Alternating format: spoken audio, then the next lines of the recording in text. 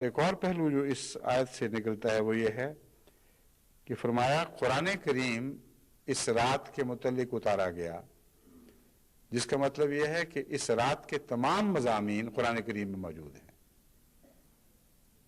یہ ایک بہت اہم پہلو ہے۔ رات تو آ کے گزر جاتی ہے، قرآن تو نہیں گزر جاتا۔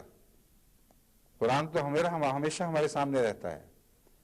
بس یہ توجہ دلائی گئی ہے کہ تم ایک رات میں برکتیں ڈھونڈ نہیں سکتے جب تک ان برکتوں سے دائمی تعلق نہ قائم کر لو جو تمام تر قرآن میں موجود ہیں۔ اس لیے ایک رات اٹھ کر شور مچا دو اور یہ سمجھو کہ تم نے جو کچھ مانگا تھا سب کچھ مل گیا اور اب مزید تمہیں کوئی حاجت نہیں رہی، اگلے سال پھر مانگنے آ جاؤ گے، یہ ایک بالکل غلط تصور ہے۔ اس کا حقیقت سے کوئی تعلق نہیں۔ قرآن کریم میں جو باتیں ہیں وہ ساری اس رات کے ساتھ تعلق رکھتی ہیں۔ گویا اس رات کے ساتھ جتنی برکتیں ہیں وہ قرآن میں موجود ہیں۔ رات گزر جائے گی مگر قرآن تو تمہارا ساتھ نہیں چھوڑے گا۔ اگر اس سے دائمی تعلق رکھتے ہو تو رات کی برکتیں بھی ملیں گی، اگر اس سے تعلق نہیں ہے تو رات کی برکتوں سے بھی محروم رہو گے، کیونکہ یہاں قرآن کو لیلۃ القدر سے کاٹا جا ہی نہیں سکتا۔ نہ قرآن کریم کو رمضان مبارک سے کاٹا جا سکتا ہے، نہ قرآن کریم کو لیلۃ القدر سے کاٹا جا سکتا ہے۔ یہ ممکن نہیں کہ قرآن سے تم کاٹے جاؤ اور رمضان نصیب ہو جائے۔ یہ ممکن نہیں کہ قرآن سے تم کاٹے جاؤ اور لیلۃ القدر نصیب ہو جائے۔ اس لیے محض لیلۃ القدر کی تلاش کافی نہیں ہے جب تک قرآن کریم سے ایک دائمی مستقل تعلق قائم نہ ہو اور قرآن کریم کے مضامین پر غور نہ کرو۔ دوسری ایک اور بات اس میں جو قابل توجہ ہے، فیہا یفرق کل امر حکیم، اس رات میں ہر اہم اور حکمت والے معاملے کا فیصلہ کیا جاتا ہے۔ وہ فیصلہ خدا تعالیٰ کی طرف سے تقدیروں کی صورت میں کیا جاتا ہے۔ ایک تو ایسے معاملات ہیں جن کا تعلق زمانے کی تقدیر سے ہے، اور ہر زمانے میں ایک لیلۃ القدر جب آتی ہے، یعنی وہ دور جس میں خدا تعالیٰ مرسل بھیجتا ہے، وہ دور جس میں خدا تعالیٰ غیر معمولی طور پر بشیر اور نذیر بنا کر اپنے نمائندے بھیجا کرتا ہے، اس دور میں تقدیروں کے فیصلے ہوتے ہیں۔ قوموں کی تقدیریں بنائی جاتی ہیں اور جو بد نصیب ہوں ان کی بگڑی ہوئی تقدیر کے فیصلے کھول دیے جاتے ہیں۔ لیکن ایک اور بات بھی اس میں ہے، وہ ہے انفرادی فیصلے۔ ہر انسان کی تقدیر کا فیصلہ اس رات میں کیا جاتا ہے، اور یہ وہ ایسا فیصلہ ہے جس کا آپ کو علم ہو سکتا ہے۔ وہ جو عظیم فیصلے ہیں ان کے متعلق تو آپ کہہ سکتے ہیں کہ ہمیں پتہ نہیں وہ کیا فیصلے ہوئے ہیں، کون سی قومیں بچیں گی، کون سی زندہ رکھی جائیں گی اور باقی رکھی جائیں گی، کون سی قوموں کی صف لپیٹ دی جائے گی اور وہ ہمیشہ کے لیے ماضی میں دفن ہو جائیں گی۔ یہ سب اہم فیصلے ہیں جو ہوتے ہیں اور ہوتے چلے آئے ہیں، مگر ہر ذات سے بھی تو کچھ فیصلے متعلق ہوا کرتے ہیں، ہر فرد بشر سے بھی تو کچھ فیصلے متعلق ہوتے ہیں، وہ بھی اسی رات میں کیے جاتے ہیں، اور ان کا علم ہر انسان کو ہو سکتا ہے اور ہونا چاہیے، کیونکہ جب وہ خدا کے حضور پیش ہوتا ہے تو اس کے متعلق کیا فیصلے ہوئے ہیں اس کا اس کو پتہ نہ لگے، یہ تو ہو ہی نہیں سکتا۔ اور پہچان کیا ہے، کس طرح پتہ چلے گا کہ اس کے متعلق اچھے فیصلے ہوئے ہیں، برکتوں والے فیصلے ہوئے ہیں، انذار والے فیصلے نہیں ہوئے؟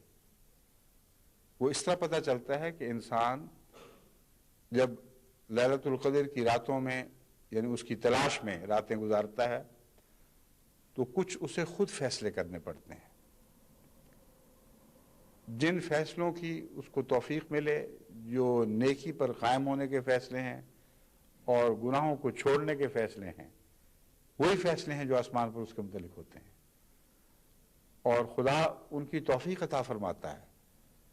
بس اگر آپ اپنے دل میں کوئی ایسے فیصلے نہ کریں جو آپ کو ایک نئی زندگی عطا کرنے والے فیصلے ہوں۔ جزوی طور پر بھی آپ کو یہ توفیق نہ ملے کہ بعض نیکیوں کو نہ بعض بدیوں کو ہمیشہ کے لیے ترک کرنے کا ایک عزم کر لیں اور فیصلہ کریں کہ ہم کبھی اب اس بدی کے قریب تک نہیں پھٹکیں گے، اور بعض نیکیاں اختیار کرنے کا فیصلہ کر لیں اور کہیں کہ ہم فیصلہ کرتے ہیں کہ آئندہ ہمیشہ اس نیکی کو مقدم رکھیں گے، تو یقین جانیں کہ وہی فیصلے ہیں جو لیلۃ القدر میں آپ کی ذات کے متعلق آسمان سے ہوں گے، کیونکہ یہ قبولیت کی رات ہے۔ ہر نیکی میں آسمان سے مددگار اترتے ہیں، من کل امر سلام، ہر بات میں سلامتی ہوتی ہے، مگر انسان کی اپنی تقدیر کے فیصلے کا اس کی اپنی ذات کے ریزولوشن سے، اس کے اپنی ذات میں کیے ہوئے عہدوں سے ایک گہرا تعلق ہے۔ چنانچہ قرآن کریم اللہ تعالیٰ فرماتا ہے ان اللہ لا یغیر ما بقوم حتی یغیروا ما بانفسہم۔ اب فیصلہ تو اللہ نے کیا ہے، اور یہاں بھی یہی فرمایا گیا ہے یفرقو، فیصلے کیے جائیں گے۔ کل امر حکیم، ہر فیصلہ جو کیا جائے گا وہ امر حکیم ہوگا، یعنی حکمت کے ساتھ فیصلے ہوں گے۔ یوں ہی اندھا دھند فیصلے نہیں ہیں کہ جس طرح بعض دفعہ بڑے لوگ بیٹھ جاتے ہیں کہ چلو جی یہ اس کو دے دو اور فلاں اس کو دے دو، ان کو پتہ ہی کچھ نہیں ہوتا کہ جس کے حق میں فیصلے کر رہے ہیں وہ اس لائق بھی ہے کہ نہیں۔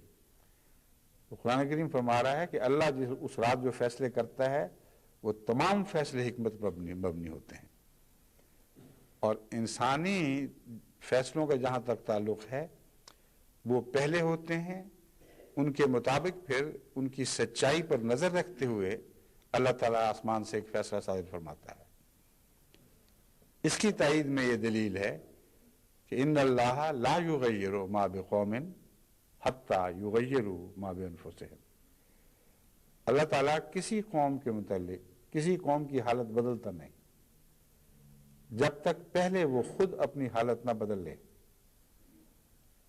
اب سوال یہ ہے کہ اگر اس نے اپنی حالت بدل لی ہے تو اللہ پھر کیسے بدلے گا؟ وہ تو بدلی گئی، تبدیل ہو گئی۔ غور کی بات ہے ان اللہ لا یغیر ما بقوم حتی یغیروا ما بانفسہم، جب تک وہ خود اپنی حالت نہ بدلیں خدا ان کی حالت نہیں بدلتا۔ مگر یہ جو ترجمہ ہے یہ درست نہیں ہے، ترجمہ ہے ما بانفسہم، جب تک وہ اپنے دل کی اندرونی نیتوں کو تبدیل نہ کریں، وہ اپنے دلوں میں کوئی فیصلے نہ کریں، اس وقت تک ان کی حالت تبدیل نہیں ہو سکتی۔ اس میں حکمت یہ ہے کہ انسان خواہ کیسے ہی اچھے فیصلے کرے، محض اپنے فیصلوں سے توفیق نہیں پا سکتا کہ ان اعلیٰ مقاصد کو حاصل کر لے جن کی خاطر فیصلے کیے ہیں۔ فیصلوں کے پورا ہونے کی توفیق آسمان سے اترتی ہے۔ بس انفسہم نے ہمیں بتایا کہ دراصل حالت تبدیل نہیں کیا کرتی قوم، اپنی حالت تبدیل کرنے کے ارادے باندھا کرتی ہے، حالت تبدیل کرنے کی تمنائیں دلوں میں پیدا ہوتی ہیں، اور چونکہ اخلاص کے ساتھ ایسا ہوتا ہے، اللہ تعالیٰ جب جان لیتا ہے کہ واقعتاً ان کے دلوں میں پاک ارادے ہیں، یہ چاہتے ہیں کہ بدیوں سے چھٹکارا حاصل کر لیں، چاہتے ہیں کہ بدیوں سے رہائی حاصل کر کے خدا تعالیٰ کی اطاعت کی آزادی کے دور میں داخل ہو جائیں، تب آسمان سے تقدیر اترتی ہے، یہ یفرق من کل امر حکیم۔ ہر بات کا فیصلہ ہوتا ہے مگر فیصلہ حکمت والا ہوتا ہے، حکمت سے عاری نہیں ہوتا۔ بس اب سوال یہ ہے کہ یہ جو راتیں لیلۃ القدر کی راتیں کہلاتی ہیں، جمع کا صیغہ میں اس لیے استعمال کر رہا ہوں کہ کوئی پتہ نہیں کہ کون سی رات وہ رات ہے۔ ان راتوں میں ہمارے حق میں انفرادی طور پر ہم سب کے حق میں کون کون سے فیصلے ہوں گے؟ اگر بغیر فیصلوں کے گزر گئے تو جیسے تھے ویسے ہی رہے، اور بڑی محرومی ہے کہ کسی عظیم دربار میں آپ پہنچیں اور اپنے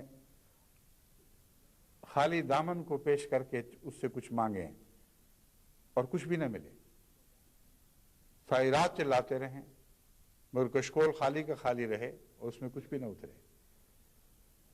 جو اترنا ہے اس کے لیے یہ شرطیں ہیں جو میں آپ کے سامنے قرآن کے حوالے سے رکھ رہا ہوں کہ آپ کو اس رات میں در حقیقت کچھ فیصلے کرنے چاہیے، کیونکہ اس کی برکتیں بارش کی طرح خود بخود نہیں اترتی۔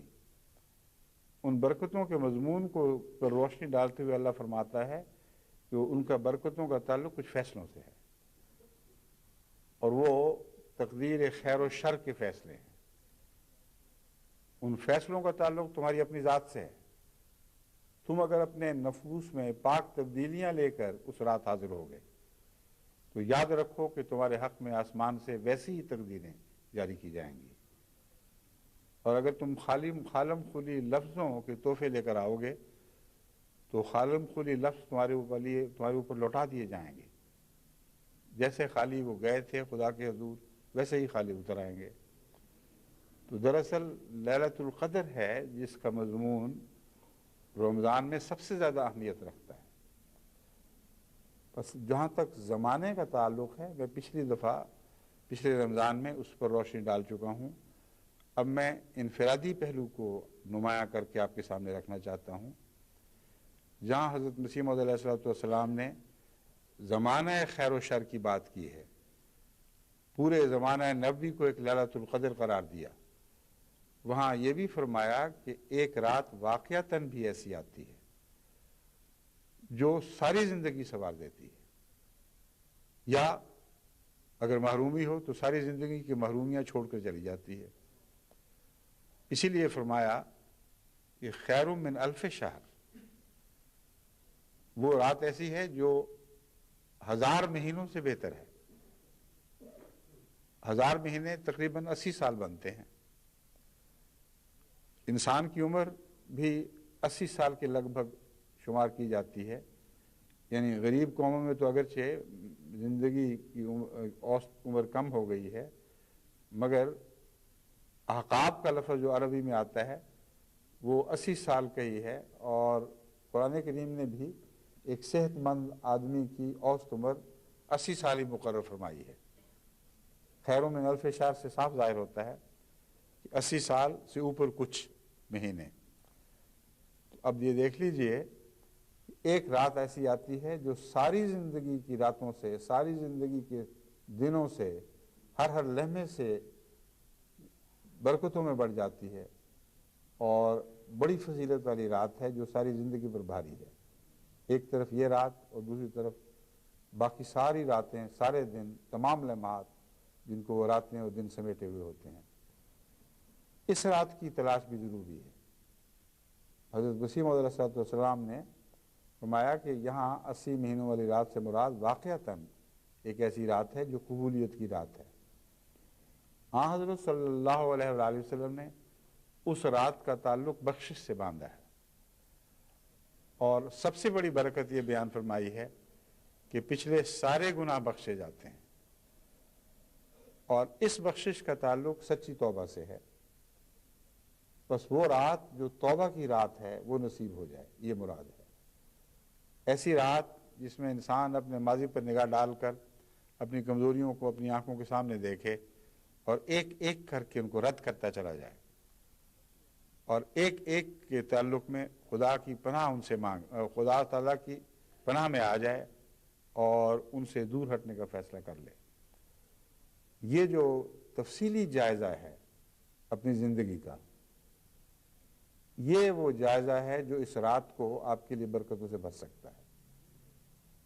ورنہ چند باتیں آپ مانگ کر آ جائیں کہ ہمیں دولت مل جائے، زمین مل جائے، مقدموں کے فیصلے ہو جائیں، اولاد نہیں ہو رہی اولاد عطا ہو جائے، تو اس سے ان دعاؤں کے قبول ہونے یا نہ ہونے سے آپ کی زندگی کی برکتوں کو اصل میں کوئی تعلق نہیں ہے۔